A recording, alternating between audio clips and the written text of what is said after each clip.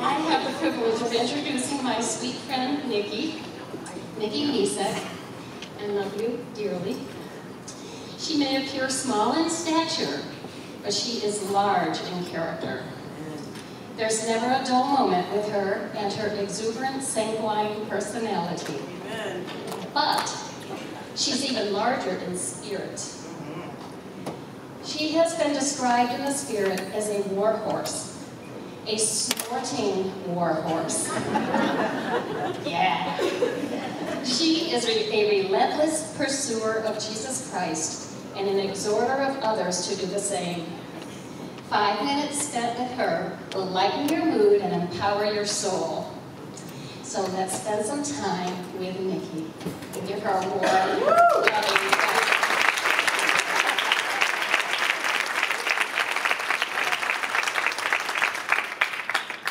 Well, good evening. It's an awesome night so far. So with that introduction as a snoring war horse, I'm not that tonight. I want to point out that I'm a treasure hunter also. And so when Jesus says, I'm the way, the truth, and the life, I've been looking for that treasure. And I've been hunting that out for 35 years.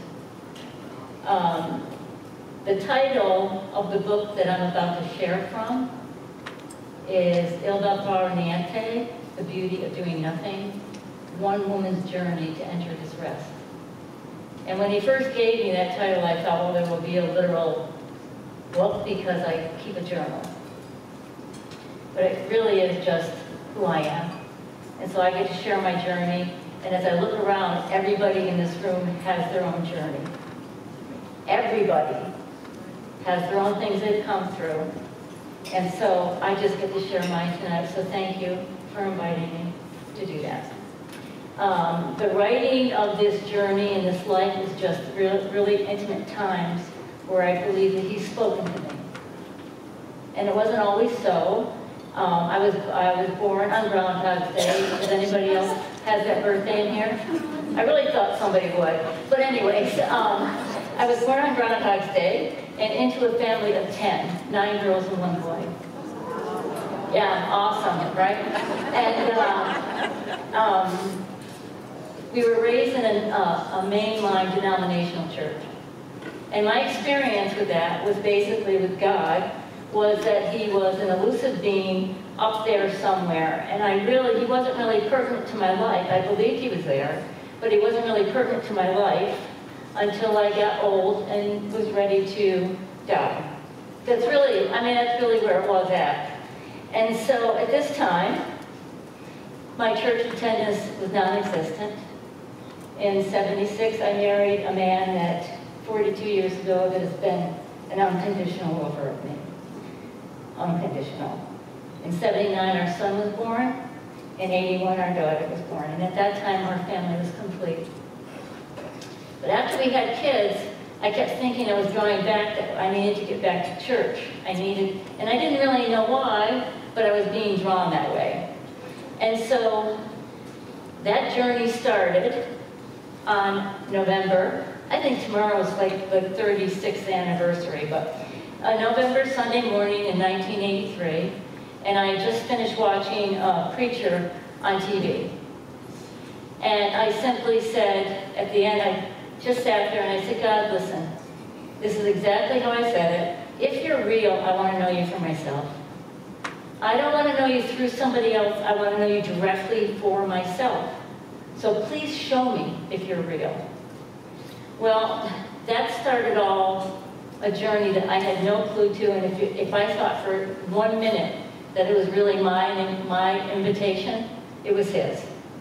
Because in Psalm 139, if you go read it, it tells you, the subtitle of it is, you know all about me.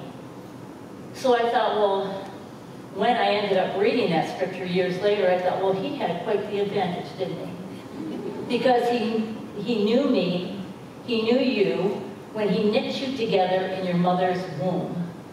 He knew the color of eyes you were going to have, He knew the size nose you were going to have. He did all that, and He already He knew what you were going to be saying. This is the awesome God that's calling us to know Him. So, with that being said, I ended up being brought into this church that was an awesome time of precious relationships, family relationships. And it was something that I hadn't experienced. And so in 1985, there was a women's retreat.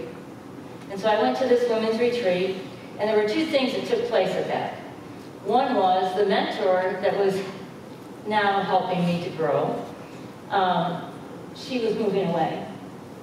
And she took this friend that I was becoming friends with, and she took her aside and said, listen, Nikki's going to need a friend. Would you be that friend? And so the girl said yes. And that was 33 years ago. And if you probably asked her tonight, would you say yes that randomly again? And she might say, with all we've gone through, let me think on that. I'll get back to you on that one.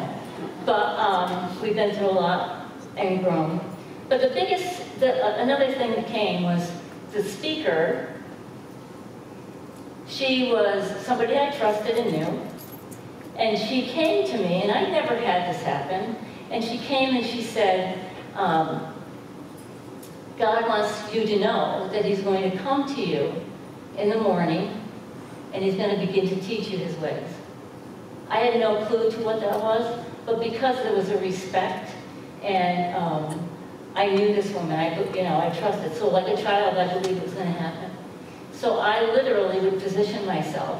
I'd go down in my basement in the morning, and before, actually at that time my kids were up and so, and I would sit on this mat, and I would take this Bible that I really literally did not know anything about, and I would sit there and wait for him. And the one scripture that came, now it doesn't just happen, now I opened it to Isaiah 50. And he said, the Lord awakens your ears morning by morning to hear as a learned disciple, as one who is taught. And he will give you words to speak to those that are weary. It was black and white on the paper, and I said, okay, this is in the Bible, I'm going to believe this. Now, right now, 35 years ago, it's just a living reality.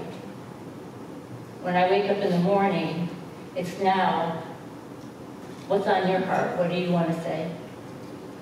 So when that time happened, that season ended for me, okay? And so as the season was ending, because it was just family things and that you had to do, or wanted to do, let's put it that way. So I remember walking up the basement stairs, and I was feeling very sad because I thought my time with him was going to be up. That now I wasn't going to be able to be learning any more about him. And what I didn't realize, he was transitioning me into realizing that, oh no, there's a whole big world. It doesn't matter where I am. It doesn't matter if I'm cooking dinner, if I'm sitting at the stove. And one example, I'll give you this because it was really fun. It was like the end of March, you can smell the spring air, you open the sunroof, you want to put music on, go run your errands and sing. So that's what I was going to do. So I got in the car and there was only one CD in it, and it was Andrea Bocelli. And I really like him. I mean, but as I'm going down the driveway or down the hill, I go, I don't even understand what he's saying. So I mean, how am I going to sing along with him, right? And so as I'm saying that, all of a sudden, I hear the Lord say, but I do. And it was really the first time it like caught me. And it's like, well, it's not all about you, Nikki, is it? And if any one of you were in my car, I'd say, well, what do you want to listen to? You know, that I never considered considering him and consulting him to see what he wanted to do. That was life-changing for me. So life was good. Family's awesome. Friends are awesome. This is like great. And then all of a sudden, I was about to learn that not everything is as it appears. 1997, February, was my first encounter with breast cancer.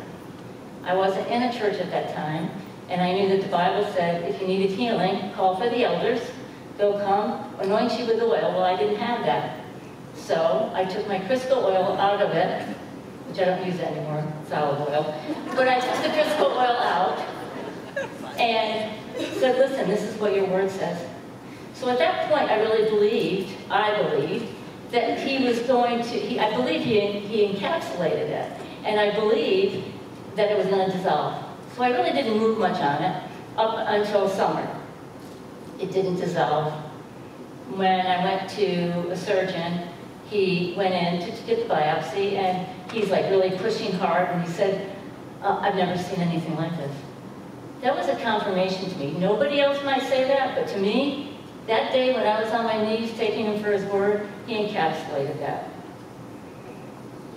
That, I found out then it was breast cancer, and that night I couldn't sleep, and it wasn't because I was afraid, because I wasn't, but he said, I felt like he said, get your pen and paper. So I'm going to read to you what he said to me that night, in part. Do you believe I'm your healer? That I'm the God that heals you? And I wasn't quick in saying yes, but I did. And then he said, then walk and stand on that truth. Nothing will come near you, nothing will harm you, even though you walk through the shadow of the valley of death, you will fear no evil. Now rest in the fact that you are in the palm of my hand, and nothing and no one will remove you from my hiding place. You will rest, you will sing, and great shouts of joy will come forth for you.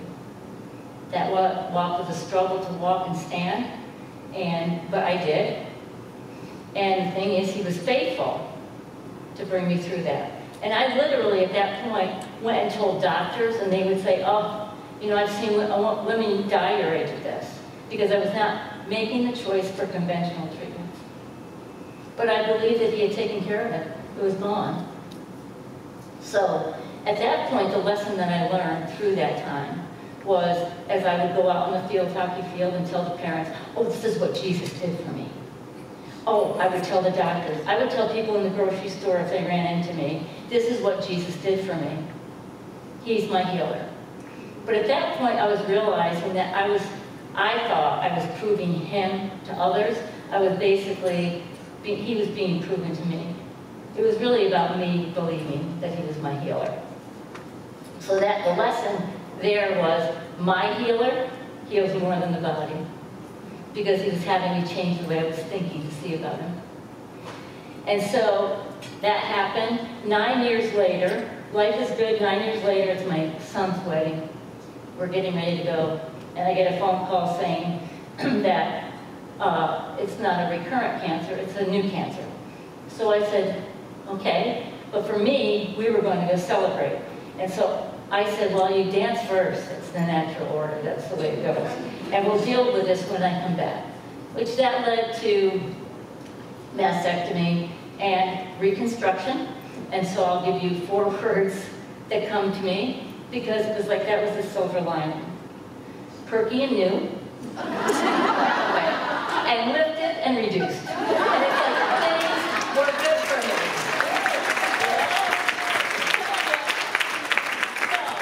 So the lesson that I learned through that was, my ways aren't like yours, they're way higher.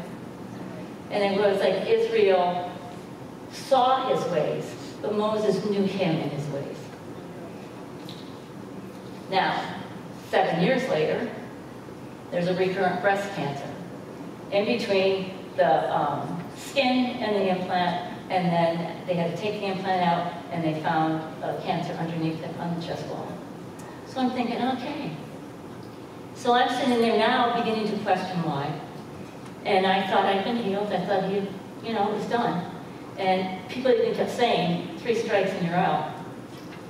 And so I realized, and I said, Lord, what is it you want me to see? Because we come through things, and we think we're coming through things, but all the while, I really believe he's wanting to reveal himself.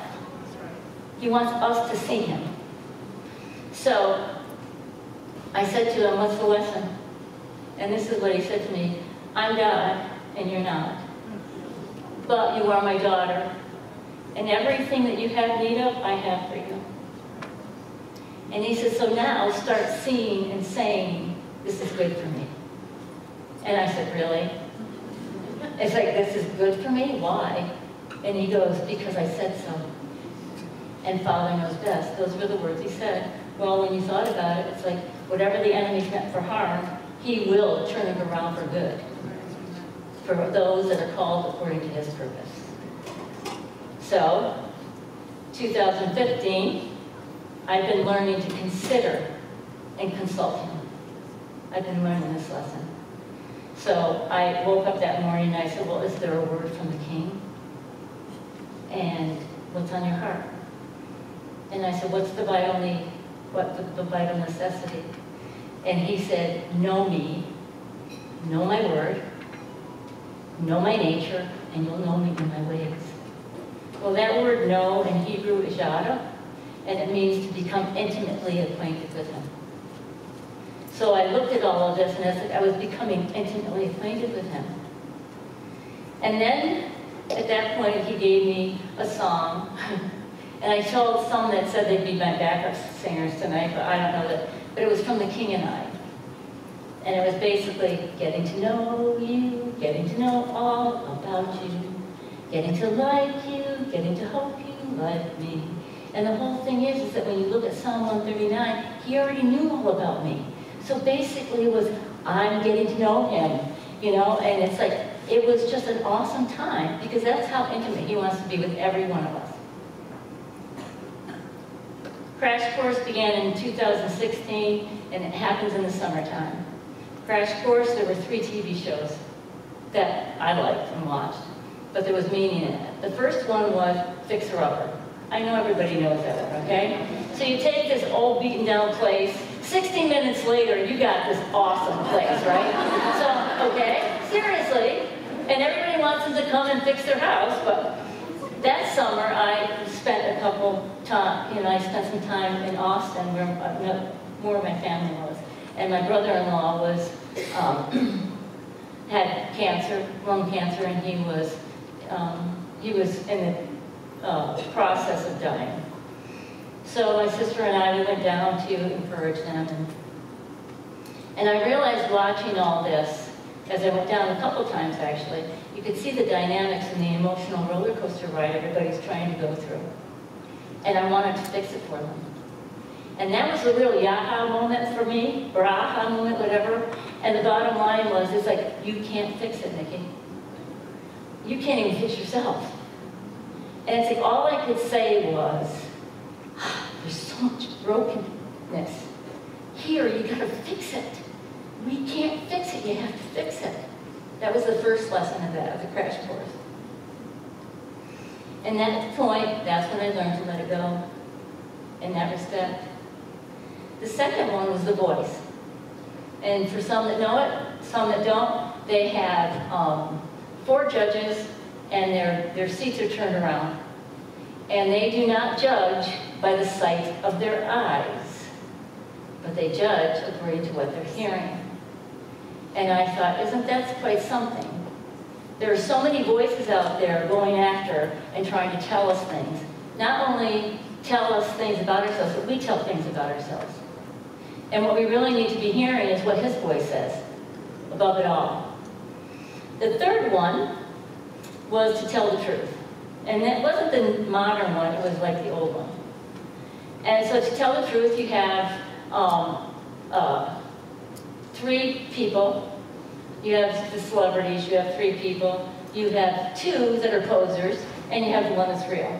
Well, at that time, he was simply saying, it's time for the real Dodge to please stand up. Okay? And the whole thing is, with that, he was basically saying, he wants to stand up in his people. He wants to be heard. He wants to be known. You want to know why? Because he loves us, and he knows all about us. Well, it came to be 2017, last summer. And I was getting ready for, to go to my granddaughter's kindergarten graduation. And the phone rang, and of course I recognized the number. It was the hospital, and I knew that. And it was the oncologist saying that, I'd like to see you this morning. So you know that that's okay. Anyways, routine MRIs ended up showing that now what hadn't just gone onto my left side, it had gone onto my right side. And it was in lymph nodes at this point. So you go in, and of course at that point I began to think this. I had read it. Cancer saying, as though it spoke, you can't unseat me. I have authority, the upper hand over this body. I'm holding this one captive. I've filled this heart with fear, and the mouth with a confession agreeing with my strength and my ability to kill him. Well, if you know anything about me, it's like, that's not working. But that is what it does. And whether it's cancer, whether it's another thing, whether it's whatever, that voice of fear comes and tries. And the whole thing is that I thought of two things. Wizard of Oz, lions and tigers and bears, oh my. And that's what you look at. But then there was another part of it when they go in, and I don't know if you've seen it, but they go in and they're shaking. They're going back to this big Oz. He's got this boisterous voice, and the bottom line is they're shaking when they're hearing it.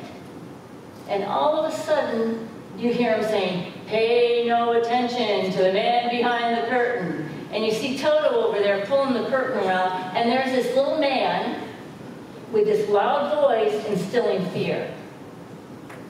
And that, if you're not listening to God's voice, that can happen. That happened, surgery happened. Surgeon said he's going to take as much as anatomy will let him take. 22 nodes, 17 infected. PET scan revealed there was no other cancer anywhere else, so thank you, Lord. Followed radiation. I was being mapped. If anyone's gone through radiation, you know, but it's not, they have to map you for the field. And so what they basically do is what they'll do is put little dots, but they call it tattoos. Well, I'm laying on this field, on the table, and I'm having this angry conversation with God. And I'm saying, what are you doing? I don't understand this. I'm not happy. Why am I laying on this table again? And the tech that came in knew me from the last time. And she said, we got talking about tattooing. I said, yeah, my friend and I, we were going to go get a tattoo. And I said, but I don't think I'm brave enough for that. But so she said, wow. And she pulls her shirt down, and there's a sparrow on her shoulder. And she said, you know, she said, he takes care of the sparrows. How much more is he going to take care of you? And it's like, I heard him. I'm having the angry conversation, but I heard him. That took place. The bottom line is radiation complete in October. A lot of things started spiraling down for me, physically. My muscle tissue was breaking down. I had extreme fatigue, and all of this stuff should have bypassed. But make a long story short, my husband and I had gone to Florida, and I thought that I came back with a cold. At that point, another PET scan, and they showed that there was a lit up area in my abdominal area. So we thought maybe it was an inflammation. It could have been just an infection from a cold. And so we were going to wait for a couple weeks. A couple weeks went by, it got worse. All the symptoms got worse. I could barely pick up my legs. And ended up finding out that the radiation I had had pretty much, it just destroyed my thyroid. So I was having that happen. And when we figured that out, there was a lesson in this. And the lesson is that we need each other. That's what he was telling me. And it's like, so as I was understanding how my body functioned and how each body part needed, how vital my thyroid was and how all this was happening, but he was also showing me how the medical field needs to work together. I see a clinical nutritionist who works and brings health into my body by whole food supplements. And it's like, so this is going on, but we're putting whole food supplements in me. My primary is a DO who works as a medical, but she also brings into the natural, which is a way to heal it naturally. And of course the medical and conventional. They have to work together. And for me, God blessed that for me. He gave that to me. But then it was how the people around me. I don't have enough time. There's not even enough to tell you how it worked. I'm standing here tonight, I really believe this, because of the support of those around me, for the prayers. You can be saved alone, you can be baptized alone, you can do a lot of things alone, but you will never have the fullness alone. We have need of one another. And he made it that way. He made it so we would have need of community. On the 31st, in May, another PET scan showed, we'll fast forward. There were a lot of things that were happening. My family was coming in for a great family, week-long family reunion. And I was going through GI things and things like that on this July 2nd. This was so bizarre because it was like a whirlwind for me. On July 2nd, at 2 o'clock in the afternoon, he calls and says, listen, because of your history, we're not clear on what this is, so I wanted you to see a pancreatic surgeon. Saw a pancreatic surgeon the next morning at St. Peter's at 8:45 in the morning. By the time my husband and I left at 1 o'clock, I was already scheduled for that next Monday, this following Monday, for a Whipple procedure, which is basically, if you don't know what it is, they cut you from the breastbone down through your belly button. They took out half of my pancreas because the mass was in the neck of the pancreas. They took out part of my intestines. They took out my gallbladder, and then they moved the bile duct, and they put me all together and said, now your digestive system's going to work great. Yeah, well, we're working on that right now, but anyway. So I said, let's talk about the wind switching, the house, everything unhinging. It was like a whirlwind for us. We go down. There were so many things that God did. 6 to 7 hour surgery was done in 5. Another one of the people that are just my family, my extended family, a home group. She came, she felt the Lord led her to come in the parking lot and just be praying. And I woke up and I said to my husband, and my daughter was there, and I said, well, I guess I'm alive. That's good. And I don't have to do planks for a while. That's good too. Okay? So just the way it all worked, I don't have it. There was so many ways that he showed himself.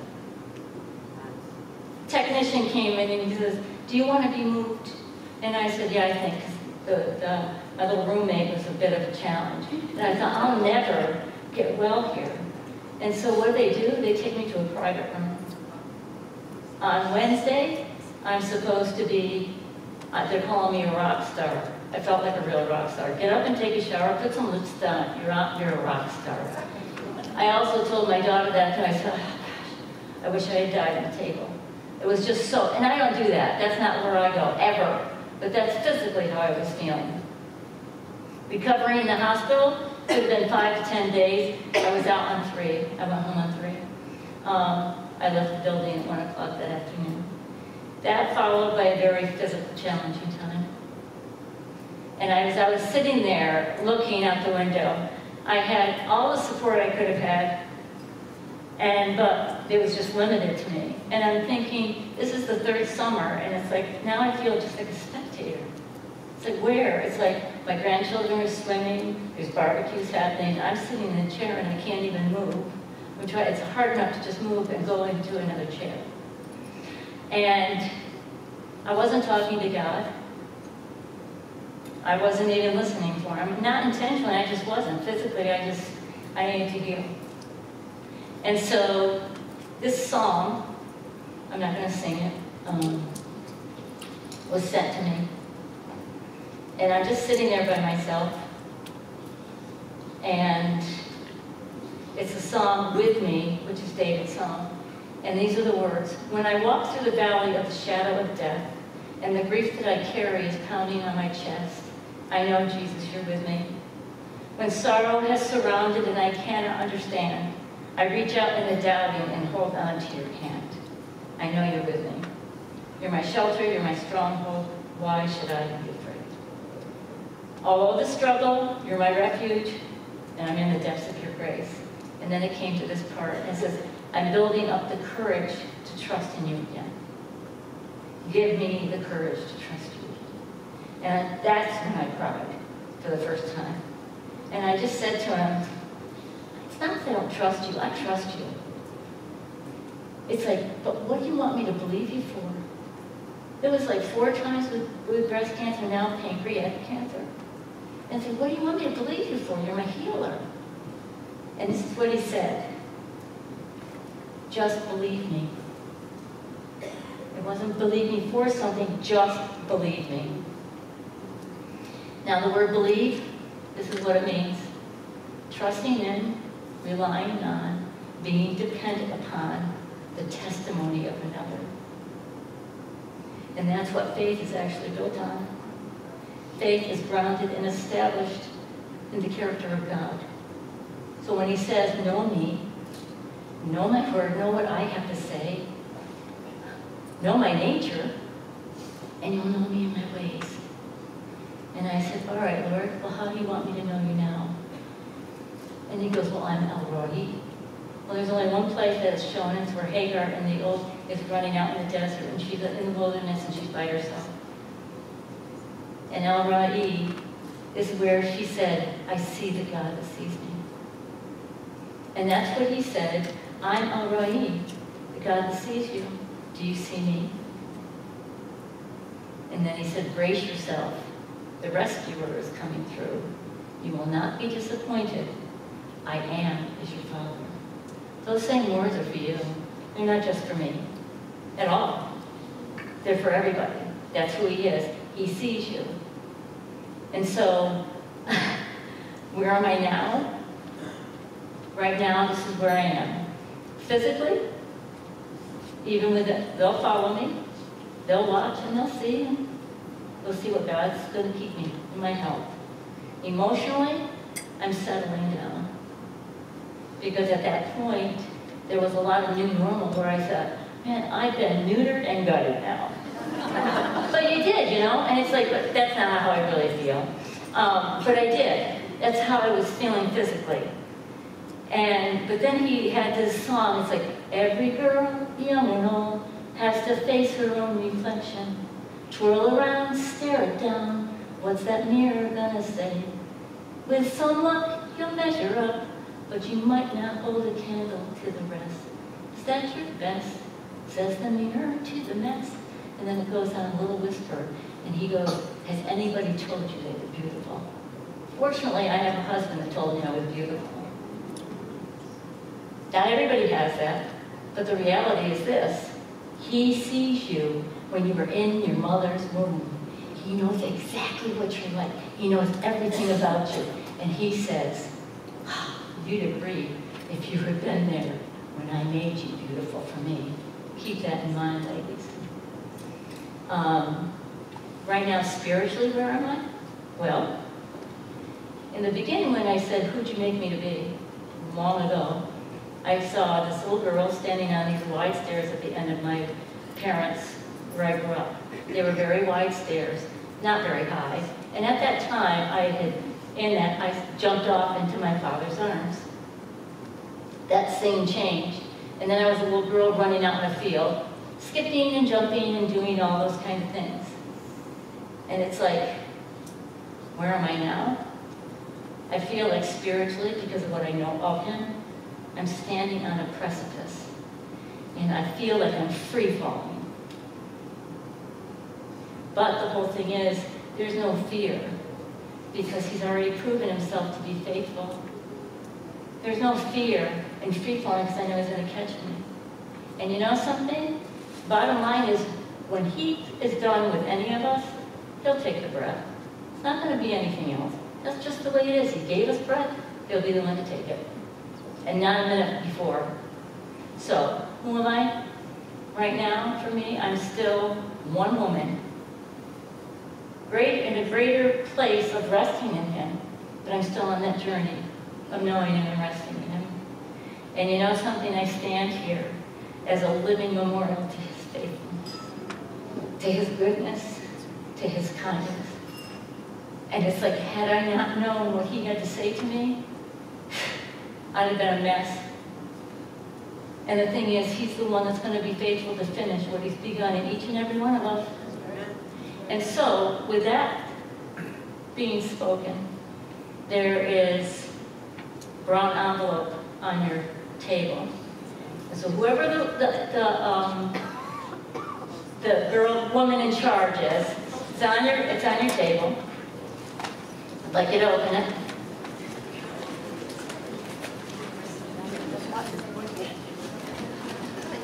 And the whole thing is that is, when it's open,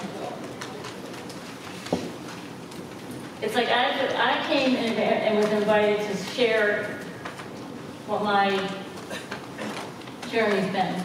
And so brief, I have journals that started out like this.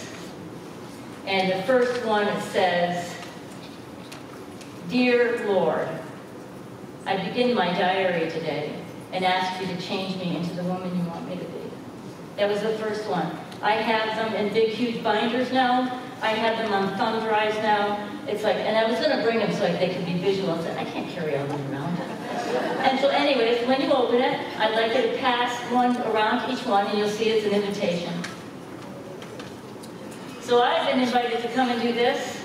You don't have that table that we weren't doing. We have them for you, okay? Anyway, so the invitation is from him. I'm just coming into a partnership with him. So he's inviting you, and if you take out the turquoise thing, it is a bookmark with the word, and he's inviting you to know me, know him, know his word. Now for those that do not know him, I'm just going to say to you, when I sat on the edge of my bed and said, I don't even know, if you're real, show me. And so I'm going to double dog dare you. Just between you and him, just say, show me, if you're real, I want to know. Doesn't need to be heard through me, I want to know. Now if you've been walking with him, well, the thing is, there was a Job, and Job said he was knew God, and he said at the end of it, he goes, my ears have heard of you, but my eyes now see you. And if you have even gone way gone, and so the thing is, Paul's saying, I've heard of your faith and your love for one another. I've heard. But I'm thankful, but I'm asking that the eyes of your heart will be even open more to see him. There's always a journey. We're on a journey. So with those, if you open that up, that is your invitation from him. To know him, know him, know his word, know what he has to say. And the bottom line is, our prayer is basically for you to listen to his voice and let him take you on your own journey, where you're going to learn the beauty of doing nothing because you're trusting him. And then he's going to reveal himself to you as you get to know him, as you get to what he has to say, and everything surrounding you. And so, with that, I thank you for listening. I thank you for inviting me.